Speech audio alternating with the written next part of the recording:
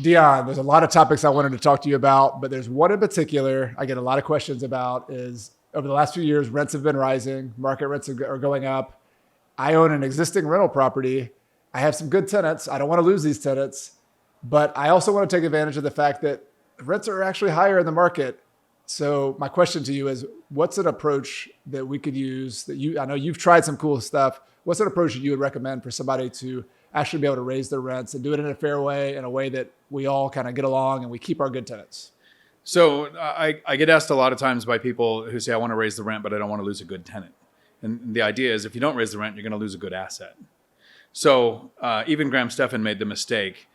He had 10 rentals in California. He had 10 years with no rent increases. And eventually he realized he was getting a better return by cash sitting in a drawer than money sitting in his rentals. So he sold some instead of raising the rents. And I think that there's a lot of times where tenants live in a property in a lot of fear that the new owner is going to come in, buy the property and raise the rents, or kick them out and raise the rents. So they're actually living in fear. So what I've come up with is called the binder strategy. And this is a strategy that got me invited on Bigger Pockets. I made a free course on it. The idea is happy tenants don't leave and happy tenants don't trash your properties. So I call it the binder because I actually make a 3-ring binder. And most tenants, like I said, are living in fear of somebody buying the property. They haven't been paying attention to home prices or rents. They've been renting in a place for a while. Generally, what I do is I buy a property where the landlord was tired. The tenants haven't been taken care of. They haven't raised rents in a few years. They're not making money. That's probably why they're selling it. Yeah. It's a lot easier to find cash flowing properties on the MLS if your tenants ask you to raise the rent. And so every time I bring this up, people say, well, tenants would never ask for that. They won't unless you educate them. Okay. So what I want to do is actually educate the tenant and have them be a part of the conversation. How many tenants have ever got to be a part of the conversation of setting their rents, being treated actually like a human? So instead of coming into a tenant and saying, I'm going to raise your rents $100, which would make me a jerk, I'm going to have a conversation. And I'll use some exact numbers from ones that I've done. Okay. I buy a property, rents are $800 or $900. It was a duplex, 8 and $900, so right. 8 or. And after the binder strategy, both rents were above $1,400. So if I raise it $100, I'm a jerk. But I had rents above $1,400 after the 10-minute conversation, and the tenants are happy. Wow. Okay. You've got my ears. Let's unpack this. Let's open the binder. So here's the binder. First page of the binder is a picture of the property from Zillow or Redfin that the tenant can look up themselves. So you want to show transparency. This is information you can verify. You want to show the current purchase price of the property or the current estimate of the property if you've owned it for a while. So that you can say, and the tenants don't care about this, you can say, my insurance and my property taxes are going to be based on these numbers. So your rents made sense to the previous owner, but it's going to be a lot more expensive for me. The idea is you're showing transparency. They don't care about expenses. Tenants don't care about your expenses because if they did, a property with a mortgage would rent for a significantly different amount than a property that was paid off. Right. And most renters don't know if there's a mortgage or not. So they don't care about your expenses. That's the first page. You open it up. The next page is a printout from apartments.com or Zillow of all the rentals in the area. Yeah. So that they can say, these are ones you can look up as well. The next page is going to be a printout of the fair market rents from HUD for FHA, for Section 8, what they will pay, and how they update every year. This year, we've seen one of the largest increases in the last 5 years for Section 8. So you're basically putting you're doing the homework for comparable rents for them, but you're also making sure it's something that's easy that they can look it up. It's transparent. It's transparent. It's on Zillow, you're showing comparable rents. Yeah. You're doing it visually. This can be done through email because this works with Section 8. It works with, if you have a property manager, added distance or local. It can work in person or through email. And then you have several pages of the rentals in the area that have the same number of bedrooms and what they're renting for. So no tenant is going to come in and say, I want to go to area rents. I showed with this binder that I used, area rents were $1,650. I said, this is what I would get if you moved out. I don't want to displace you. I'd also spend $5,000 to $10,000 fixing this place up to get this rent. I don't want to do that, and I don't want to make you move. So you slide the binder to them. You actually give them the information of here's what Section 8 pays.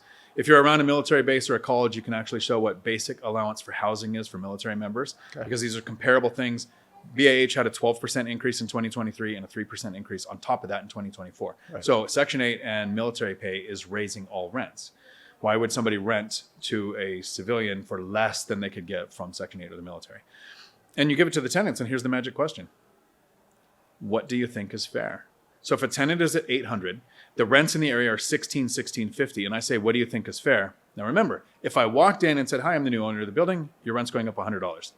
I'm going to get flamed on Facebook, it's going to be a really bad relationship with that person. But if I go, here's what you're paying, here's what I can get if you moved out, what do you think is fair? Yeah. They've never gone, well, $1,600 sounds great, but $1,400?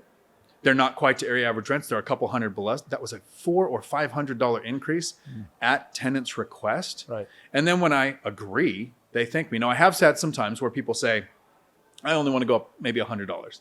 So then you can literally put your hands on the table and go, here's $800, here's $1,600. What you're saying is really fair for you. It's really close to what you're paying, but do you see how far that is for me? And the once or twice that that's happened, then they've come back towards the middle. So you never split the difference. You show them double what you want, and when they come back with somewhere in the middle or a little higher, you get a massive rent increase. And then I've had tenants so happy that I agreed to a $400 increase, they ask for a 2-year lease.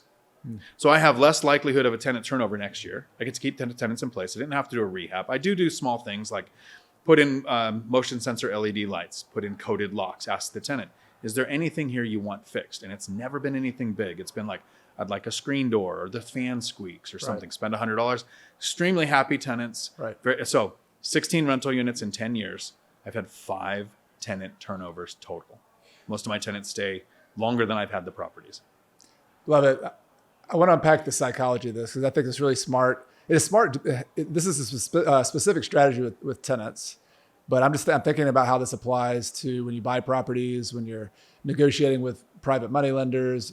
There's a principle here, I think, and tell me what you think. It's the idea of number one, having transparency. Most people, when they think negotiating, they're thinking, hold my cards close to my chest, keep everything secret, and then I'm going to go back and forth in some kind of like battle with you.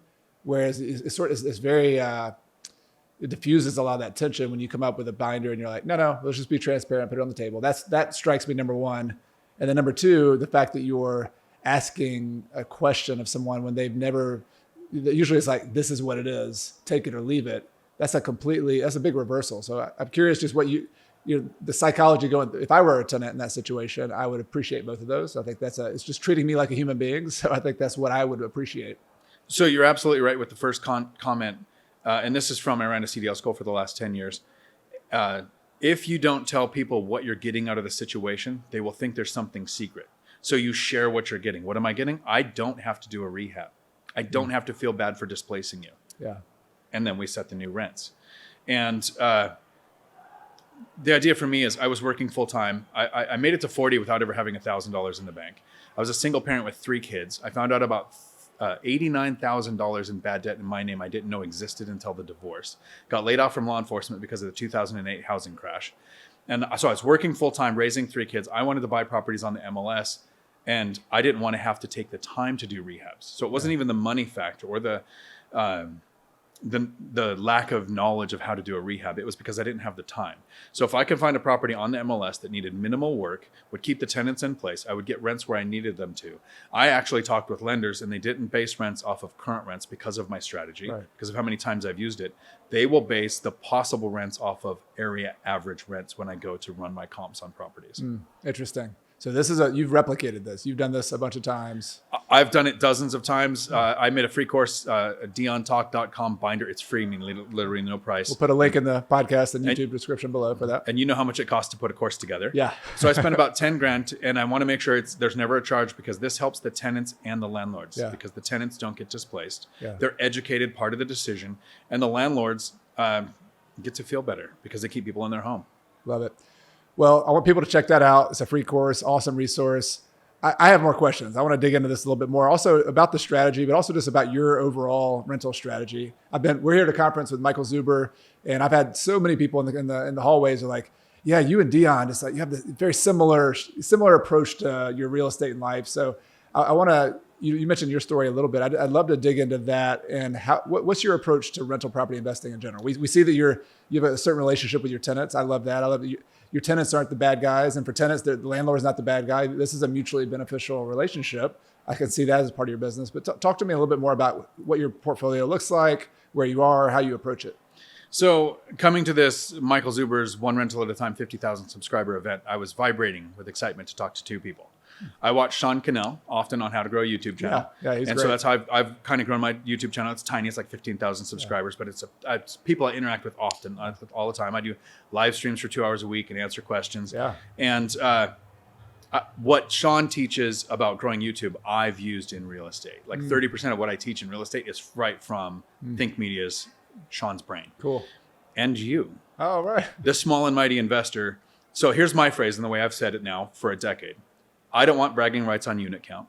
I'm not looking for generational wealth. I actually think that's a mistake that people do. I don't want my kids thinking they have millions of dollars waiting as long as I pass away. That would not motivate them to be productive. Yeah. I want the right amount of cash flow from the least amount of units. And so I've never done a 1031. I've never taken out a HELOC, a cash out refinance. I've never sold. All I've done is worked. It was 2 years to starting investing to getting the first duplex. And I had that bad debt. I started teaching at a CDL school and I was only making $17 an hour. So I had bad debt to income ratio.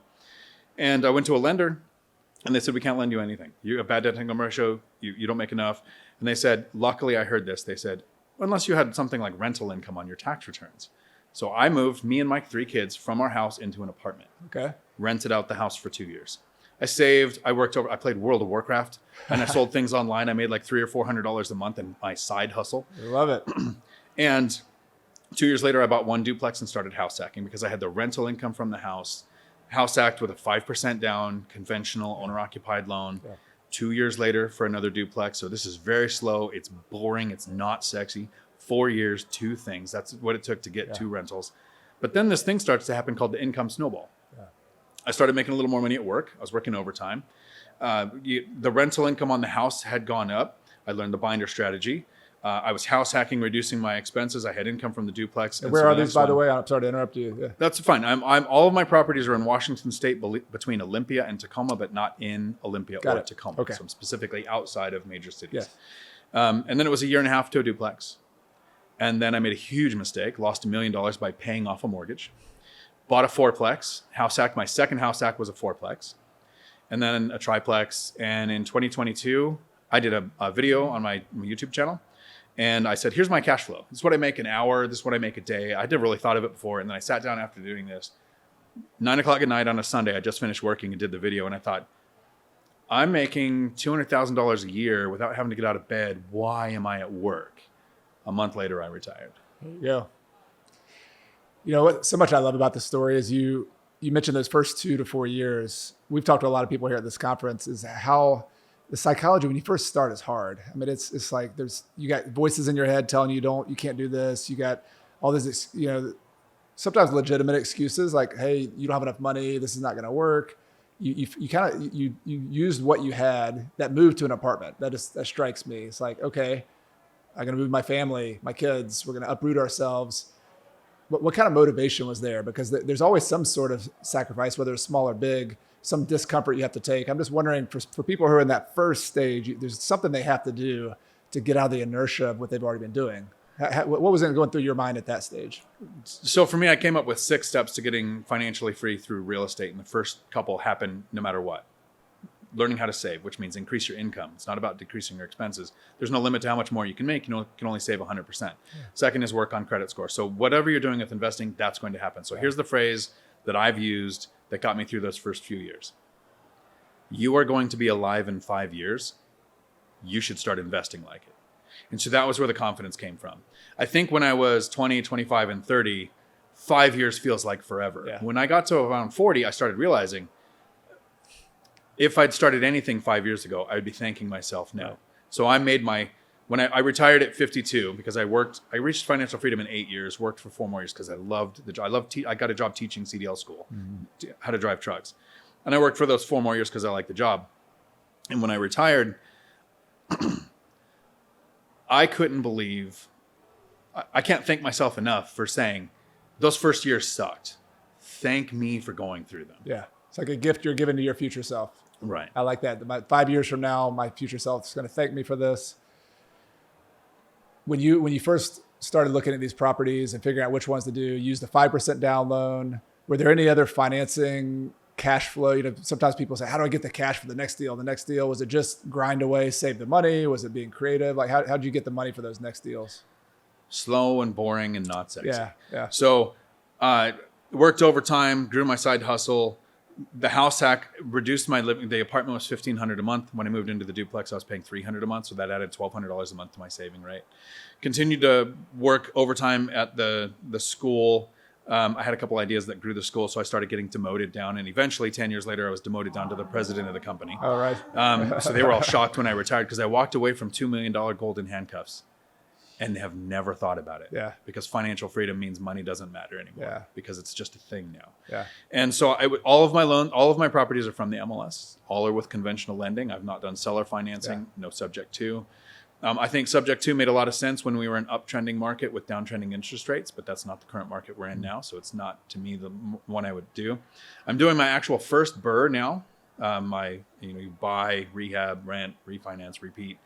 I don't recommend starting with that strategy because you can really easily mess up your after repair value, your rehab cost, your timeline. It's a lot of moving parts to do it. I'm doing it now. This is my first and last BRRRR.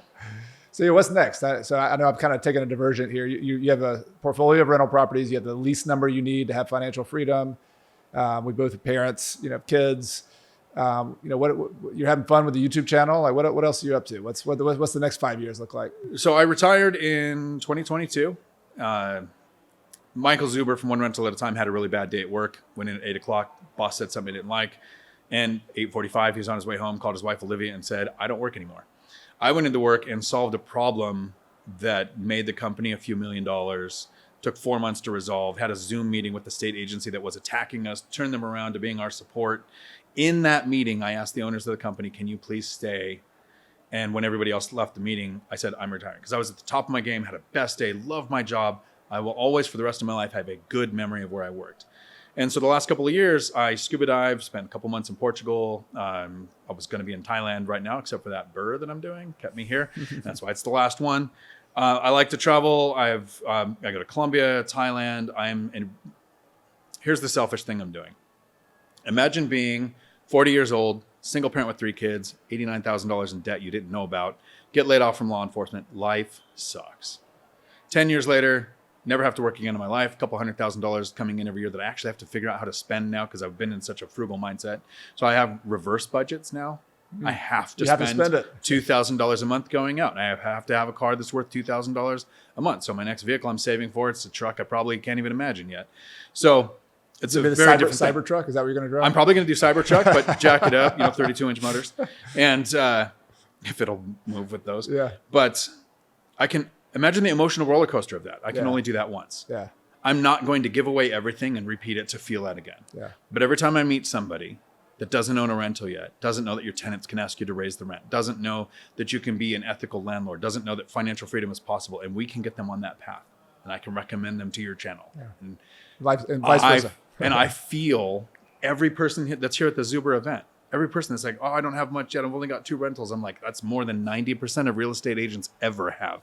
So I get to feel it over and over and over. And I kind of think that's why you're doing this. Absolutely. Yeah, I'm inspired. Being a teacher is the ultimate high to me. Like I had grandparents who were teachers, coaches, principals. And I think in a lot of ways I'm trying to channel some of that energy that I felt like they didn't get paid much to be a teacher. They loved it. They were passionate about the people they taught.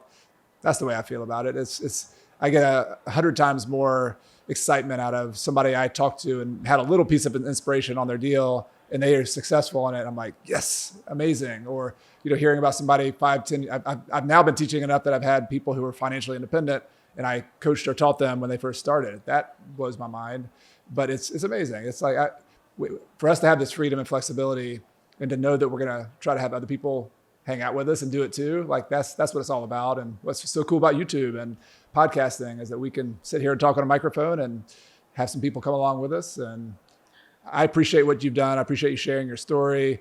I also appreciate just this idea that tenants and landlords have a mutually beneficial relationship here and that we have some problems we can solve in our society by providing housing for people, for solving problems financially for people, and even turning tenants into homeowners so they can eventually buy properties. I like doing that too. So appreciate what you do. Let people know where they can hang out with you and where you'd like to send them. You've mentioned the free course. I'll put that in the link below, but where can people hang out with you after the video? So right here on YouTube, Dion Talk Financial Freedom. I do 3 videos a week, and every Tuesday at 4 p.m. Pacific, I do a live stream that lasts as long as the questions do. Oh, good. That's valuable. Okay, very good. So I'll put a link to that, and people come check you out. So thank you, Dion.